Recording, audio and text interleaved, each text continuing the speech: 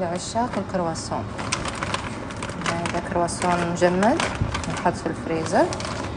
طبعا تحطينه في الاير فراير ينتفخ وطعمه وايد وايد وايد لذيذ، هش، ما فيه زيت كثير عشان اللي ما يحب الدهون والزيت، وفي بحبة البركة نفس ما تشوفوا، وفي بالزعتر اللي حاطه داخل.